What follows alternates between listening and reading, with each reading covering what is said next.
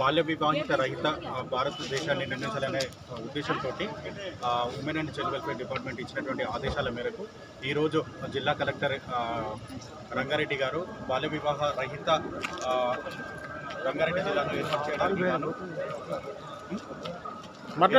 ఏర్పాటు చేయడానికి కానీ ఈ జిల్లా కేంద్రంలోని కలెక్టరేట్లో బాల్య వివాహ రహిత వెహికల్ను అంటే ప్రచార రథాన్ని ఈరోజు ప్రారంభించడం జరిగింది. ఈ ప్రచార రథంలో భాగంగా ఈరోజు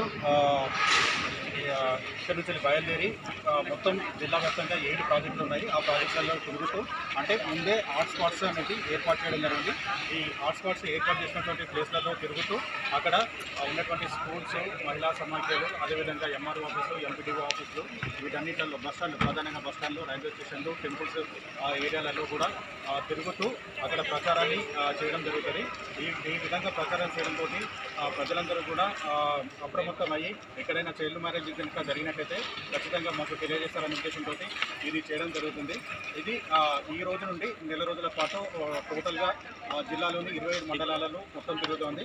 ఏవైతే మాకు హాట్స్పాట్స్ ఇవ్వడం జరిగిందో ఆ హాట్స్పాట్స్ అన్నీ కూడా తిరుగుతూ స్కూళ్ళల్లో కూడా కాంపిటీషన్స్ అంటే ప్రాజెక్ట్ వైజ్గా 7 ప్రాజెక్టులు ఉన్నాయి. ఆ 7 ప్రాజెక్టుల్లో సిడిపిఓస్ అందరూ కూడా వక్తృత్వ పోటీలు, అదేవిధంగా ఎలక్ట్రిషన్ పోటీలు ఇవన్నీ కూడా నిర్వహిస్తూ చైల్డ్ మ్యారేజెస్ను ఎట్లా అరికట్టాలి, చైల్డ్ మ్యారేజ్ కనుక జరిగితే ఏ విధమైనటువంటి హాని జరుగుతుంది అనే రకంగా అన్ని రకాల పోటీలు నిర్వహిస్తున్నారు. వాటి అన్నిటికీ కూడా జిల్లా కేంద్రంలో జరిగేటటువంటి జిల్లా స్థాయి మీటింగ్లో ఇక్కడ ప్రైజెస్ ఇవ్వడం జరుగుతుంది.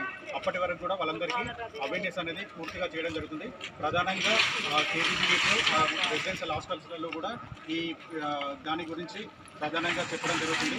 కాబట్టి ప్రజలందరూ కూడా మాకు అంటే సహకరించేసి వీటిపైన మాకు 1098 అంటే ఎవరికైనా ఎప్పుడైనా అంటే చైల్డ్ మ్యారేజ్ కాకుండా ఇంకా వేరే ఎటువంటి బిలో 18 పిల్లలకు ఎటువంటి హాని జరిగినా కూడా ఇమీడియట్గా మాకు 1098 నంబర్కు కాల్ చేసినట్టయితే వెంటనే మా టీం చైల్డ్ లైన్ అదేవిధంగా డీసీబీ టీం అందరూ కూడా వచ్చి పిల్లల్ని రక్షించి చేయడం జరుగుతుంది. కాబట్టి దీనికి అందరూ కూడా కోఆపరేట్ చేయాలని చెప్పేసి కోరడం జరుగుతుంది.